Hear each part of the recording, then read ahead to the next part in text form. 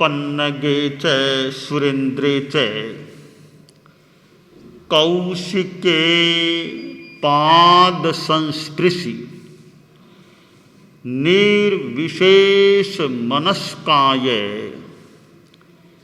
श्री वीरस्वामिने नमः। आर्हत वाङ्मय में कहा गया है,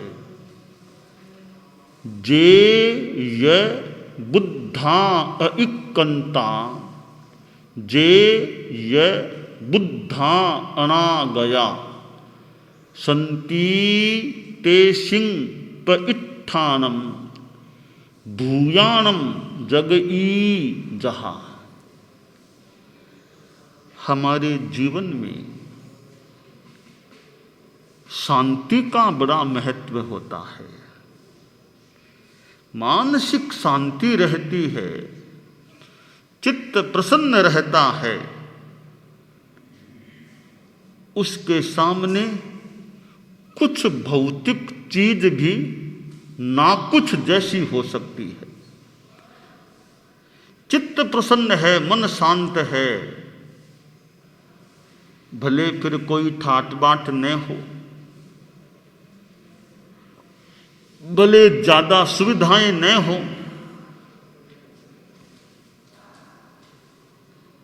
भले कोई सेवा भक्ति करने वाले आसपास परिजन भी न हो, नौकर चाकर भी न हो, खुद को भले काम करना पड़े, इन सब बातों के सामने शांति और चित्त की प्रसन्नता का बड़ा महत्व है। और उसके सामने ये चीजें ठाट बाट, नौकर चाकर, दूसरे काम कर दे, आदि आदि चीजें गौण प्रतीत होती हैं। तो हमें मानसिक शांति को तुलनात्मक दृष्टि से महत्व देना चाहिए। और मानसिक शांति और चित्त प्रसन्नता से और आगे जाएं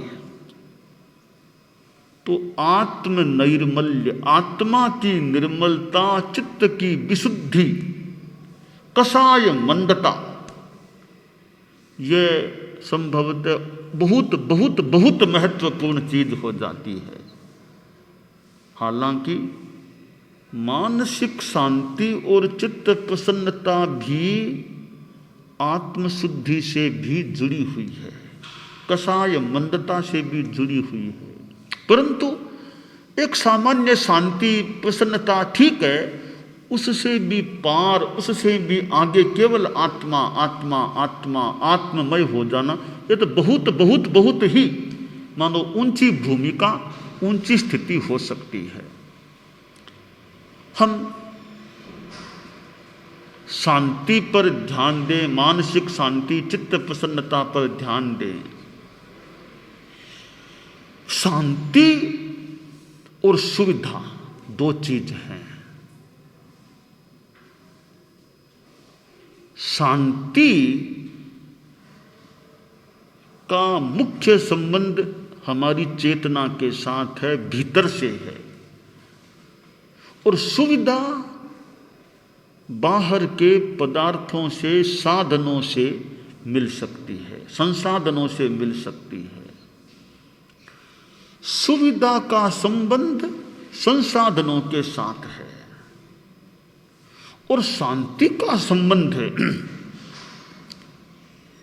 साधना के साथ है। आपके पास एसी का कमरा है, एसी का हॉल है, आप आराम से वहाँ बैठे हैं, सो रहे हैं, लेटे हैं और काम करते हैं, आपको गर्मी नहीं सता रही है क्योंकि आपके पास एसी का साधन है, बढ़िया कमरा आपके पास है, इसलिए आपको सुविधा प्राप्त हो गई है। गर्मी में एसी की अच्छी व्यवस्था, अच्छा कमरा है, अच्छा पलंग, अच्छा गद्दा सब लगे हुए हैं, तो आपको सुविधा मिल सकती है। सर्दी का समय है और अच्छा नया कमरा, फिर आपने हीटर की व्यवस्था भी कर ली है, ओढ़ने के पर्याप्त वस्त्र हैं, तो आपको वहाँ भी सर्दी के समय भी सुविधा हो गई। गर्मी में एसी से सुविधा हो गई, अनुकूल हवादार व्यवस्था से सुविधा हो गई, और सर्दी में हवा न आए ऐसी व्यवस्था से, और हीटर जैसी व्यवस्था से, और कपड़ों आदि की अच्छी व्यवस्था से आपका सर्दी से बचाव हो गया। यह आपको सुविधा मिल गई। सुविधा में निमित्त कौन बने? साधन, पदार्थ साधन है, वे आपके निमित्त बन गए। आपको कहीं जाना है, स्टेशन तक या हवाई अड्डे तक कार से चले गए, फिर बाई ट्रेन या बाई प्लेन आगे चले गए, फिर कार से जहां जाना वहां पहुंच गए। आप कितनी आसानी से, काफी आसानी से कहां पहुंच गए। यह आपको सुविधा मिल गई, तब आप चले गए। तो यह सुविधा आपको साधनों से मिली है। अब देखिए, सुविधाएं होने पर भी शांति आपको प्राप्त हो अथवा न भी हो। आप एसी के कमरे में गर्मी में आराम से बैठे हैं, पर एक ऐसी सूचना फोन से आपको मिली और आपका मन अशांत हो गया। व्यावसायिक घाटे की सूचना मिली, या कोई पारिवारिक तकलीफ की सूचना मिली, या और कोई अप्रिय संवाद मिल गया। आप अच्छे कमरे में बैठे थे, सुविधापूर्ण स्थान था, परंतु आपका मन अशांत हो सकता है। उस एसी ने, कमरे ने आपके मन की अशांति को रोकने का काम नहीं किया। सुविधा दी पर शांति नहीं दे सके, क्योंकि उन पदार्थों के बस की बात नहीं है आपको शांति दे देना। जो बस की बात है ही नहीं, वो कैसे दी जा सके? उनकी उतनी ही सीमा है कि आपको सुविधा दे सकते हैं। तो फिर शांति कौन दे सकता है? शांति आप खुद अपने आप को दे सकते हैं, यानी आपकी साधना आपको शांति दे सकती है, और या फिर साधना का पथ दर्शन देने वाले संत आदि उसमें सहायक बन सकते हैं, निमित्त बन सकते हैं। तो एक स्पष्ट सूत्र हो सकता है कि साधनों से सुविधा मिल सकती है और साधना से शांति मिल सकती है। पुनः आप सुन सकते हैं, साधनों से सुविधा मिल सकती है और साधना से शांति मिल सकती है। तो शांति हमें चाहिए, तो फिर साधना की अपेक्षा है। कषाय मंदता की साधना की अपेक्षा है। अशांति पैदा हो जाती है। कषाय मंदता है, अशांति से बचा जा सकता है। संत जा रहा था, मार्ग में संत का भक्त मिल गया, वंदन किया, नमस्कार किया। संत भी थोड़ी देर खड़े रह गए कि भक्त आया है, वंदना कर रहा है। थोड़ी देर संत रुक गए, थोड़ी बात चली तो भक्त बोला कि गुरुवर, मैं उधर से अभी आ रहा हूँ, रास्ते में मैंने देखा कुछ लोग आपकी निंदा कर रहे थे और यहाँ तक भद्दी गालियाँ आपका नाम लेकर दे रहे थे। मुझे बहुत बुरा लगा। आप कुछ ध्यान दीजिए ऐसे लोगों पर जो आपको गालियाँ देते हैं। संत तो साधनाशील था। संत ने कहा, रे मुझे कोई गालियां कैसे दे सकता है? कि नहीं नहीं, आपका नाम लेकर गालियां दी जा रही थी, मैं प्रत्यक्ष स्वयं उसका साक्षी हूं। मैंने खुद ने अपने कानों से, मैं दूसरों से सुनी बात नहीं कह रहा हूं, अपने खुद के कानों से मैंने सुना है। आपका नाम ले लेकर के वे 2-3 आदमी बातें कर रहे थे, बद्दी बद्दी गालियां आपके लिए बोल रहे थे। संत ने कहा, भैया मुझे कोई गालियां कैसे दे सकता है? अरे मैं गालियों को लेता ही नहीं हूं, स्वीकार ही नहीं करता हूं, तो मुझे कोई गालियां कैसे दे सकता है? उन्होंने कुछ बोला भी है, मैंने तो कान से सुना भी नहीं है, मान लो सुन भी लेता तो मैं उन्हें ग्रहण ही नहीं करता, तो मेरे लिए तो वे गालियां और किसी को दी गई गालियों के समान है। मैं इन फालतू चीजों पर अपना ध्यान भी विशेष नहीं लगाता। दी तो दी, मैंने ली नहीं तो फिर मुझे दी भी कैसे? उन्होंने बोला तो बोल दिया, मुझे कोई मतलब नहीं, मैं अपनी साधना में हूं। अब यह एक चिंतन है, वरना वह संत कहता अच्छा मुझे गालियां दी, ठीक मैं भी देख लूंगा, तो मन भी अशांत हो सकता था, कसाय उग्र हो सकता था। तो संत ने कहा नहीं नहीं, मुझे कोई मतलब नहीं, मैं उस पर ध्यान नहीं देना चाहता। आगे संत ने कहा कि मान लो अगर कुछ बातें मेरे बारे में कही हैं और जो बातें तुमने कुछ अभी बताई भी हैं, तो वे बातें, वे चीजें मेरे में हैं ही नहीं। मेरे में जो उन्होंने कहा है, मेरे बारे में आलोचना निंदा जो भी की है, वे बातें सही हैं ही नहीं। तो जो झूठी बात कोई अगर कहता भी है तो उस पर तो मैं गुस्सा करूं ही क्यों? ये तो फालतू बात, मतलब की बात नहीं, तो कोई तथ्य है ही नहीं। वो कुछ भी बोले, मेरे क्या फर्क पड़ेगा, तथ्य है ही नहीं। ऐसी बात पर मुझे तो गुस्सा करने की जरूरत ही नहीं है। अगर मान लो उनकी बातों में कोई सच्चाई होती तो मैं ये ध्यान देता, सच्ची बात है तो गुस्सा क्यों करूं? मुझे परिष्कार करने का प्रयास करना चाहिए, गुस्सा क्यों करना चाहिए? अरे उन्होंने मेरी वास्तविक भूलें बताई है, गलतियां बताई हैं, तो मैं परिष्कार का प्रयास करूं, उन पर गुस्सा क्यों करूं? यह चिंतन एक मानो साधना से प्रसूत हुआ चिंतन है, निष्पन्न हुआ चिंतन है। तो संत अशांत नहीं बना। वास्तव में संत कौन होता है? एक छोटी सी परिभाषा, जो शांत होता है वह संत होता है, जो शांत रहता है वह संत होता है। जो अशांत हो जाए, उग्र हो जाए, कसाय प्रबल हो, वह एक अपेक्षा से संत होता ही नहीं है। तो जो शांत रहता है, शांत होता है, वह संत होता है। हमें शांति का अभ्यास करना चाहिए। शांति कैसे? देखिए, 3 संत गांव में गए और चतुर्मास सामने था, चतुर्मास का स्थान खोजना था।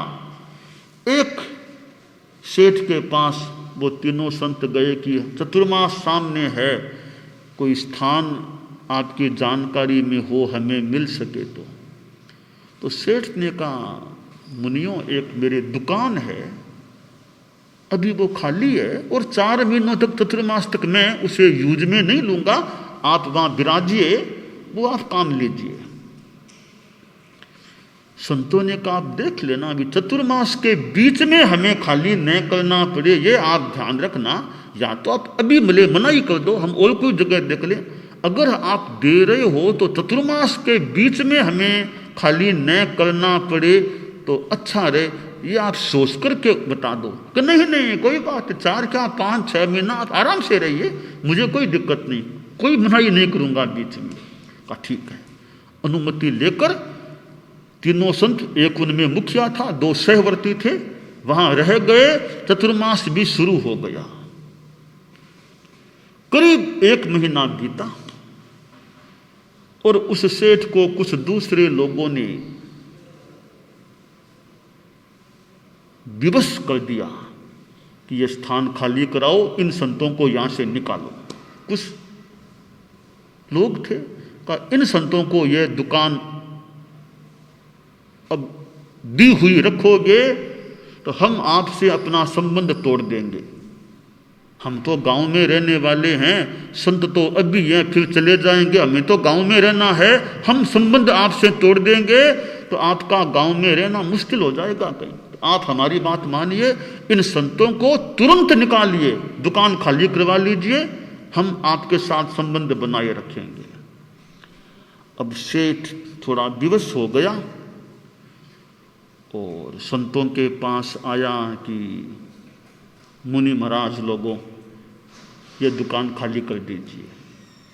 मुखिया मुनि बोले कि आपसे हमने पहले ही बात की थी कि चतुर्मास के बीच में हमें खाली नहीं करना पड़ेगा, पहले ही सोच के बताओ। तो आपने कहा था कि भले 4 महीना क्या 5 महीना 6 महीना रहो, कोई दिक्कत नहीं है, हम तो उस हिसाब से रहे हैं कि कुछ भी कहा होगा, चूंकि दुकान मेरी है आप तुरंत खाली करो। ठीक है, संत तो अपनी साधना में थे और एक नियम के भी ध्यान रखने वाले। कहा हम साधु हैं, अगर इनकी आज्ञा नहीं है तो हम यहां क्यों रहें।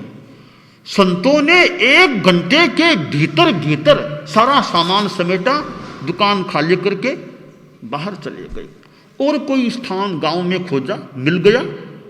अवशेष चतुर्मास वहां करने के लिए वहां विराजमान हो गए। चतुर्मास था, वर्षा भी हुई, तेज वर्षा हुई और उस दुकान की छत गिर गई। मुझे पता चला कल यहां भी तूफान आया और कुछ यहां भी कोई दीवार गिर गई, ऐसा मुझे बताया गया था। हम जहां प्रवास कर रहे हैं वहां बाउंड्री के कोई दीवार गिर गई, यानी वर्षा तूफान की स्थिति। वो दुकान थी उसकी भी छत गिर गई। रात्रि का समय 11 बजे का करीब समय था, वो तेज वर्षा तूफान की स्थिति बनी थी, वो दुकान की छत गिर गई। सवेरे संतों के पास भी कुछ लोग गए कि वो दुकान जिसमें आप विराजे थे उसकी छत तो गिर गई। मुखिया संतों ने अपने सहवर्ती संतों से कहा कि देखो, हमसे दुकान खाली करवाई थी तो साथ में छोटा मुनि था कि नहीं, उसमें तो ऐसा ही होना है, उसमें तो ऐसा ही होगा ना, आपको हमको जिसने निकाला उसमें ऐसा ही होना था, छत गिरनी थी, ऐसा गलत काम किया तो फल मिलना ही था। मुखिया मुनि बोला नहीं, ऐसा मत बोलो तुम, इस बात को यूं लो, एक अपेक्षा से बात को यूं लो कि उस दुकान के मालिक ने हम पर कितना बड़ा उपकार किया, हम पर कितना बड़ा उपकार किया कि हमसे पहले ही दुकान खाली करवा ली। कितना बड़ा उपकार किया। अगर हम आज उस दुकान में होते तो 11 बजे संभवतः लेटे हुए होते, फिर वह छत गिरती तो हमारा क्या होता। तो हम पर तो कितना बड़ा उपकार कर दिया उसने, हमको खतरे से बचा लिया। छोटे साधु को भी एक बोध पाठ मिला कि बात को किस तरह लिया गया है। ऐसा भी कहा जा सकता है हमसे खाली कराई उसका यही फल मिलेगा, ऐसा भी सोचा जा सकता है भी कि हमसे खाली करवा ली, हम पर कितना उपकार किया, बोलना हमारे पर क्या होता। तो मुखिया मुनि ने गुस्सा नहीं, ऐसा ही फल मिलेगा, ऐसा नहीं कि नहीं, हम पर उपकार किया, एक अपेक्षा से यह मानो हमसे दुकान खाली करवा ली। यह साधना और चिंतन का एक उदात्तीकरण का रूप है कि अप्रिय व्यवहार करने वाले के प्रति भी उदात्त चिंतन रखना। तो मुनि जी अशांत नहीं बने, शांति में खाली करवाई तो भी शांति, छत गिर गई तो भी शांति। समता का अभ्यास होता है और चिंतन अच्छा होता है तो प्रतिकूल परिस्थिति में भी शांति रखी जा सकती है। तो शांति तो हमारे मानो पास है, हम कैसे उसका उपयोग करें। उपयोग करना आना चाहिए। पारसमणि किसी आदमी के पास है, पारसमणि है, पास में है, उपयोग करे तब तो मालो माल बन जाएगा ना। पारसमणि के लोहा लगाता रहे, बिना काठ का लोहा लगाता रहे, ऐसे उपयोग करे पारसमणि का तो कितना धनाढ्य बन सकता है।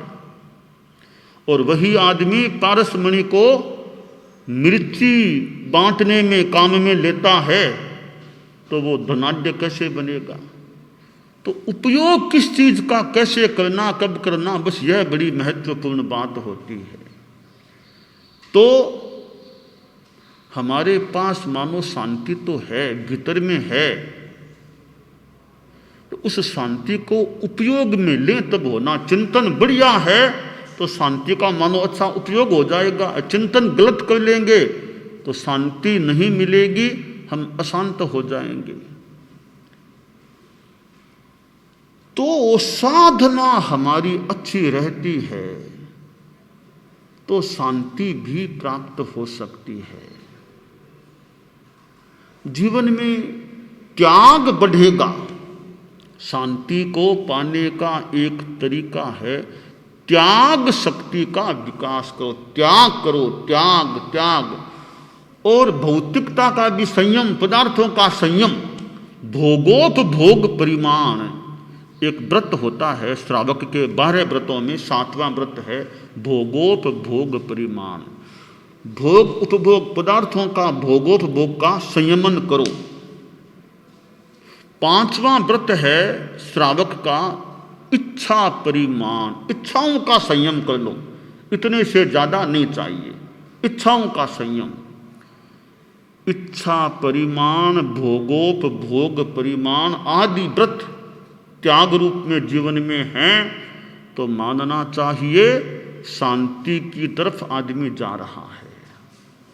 ज्यादा भोग प्रधान जीवन है, भोग प्रधान दृष्टिकोण है, भौतिकता प्रधान दृष्टिकोण है तो मानो अशांति तैयार है।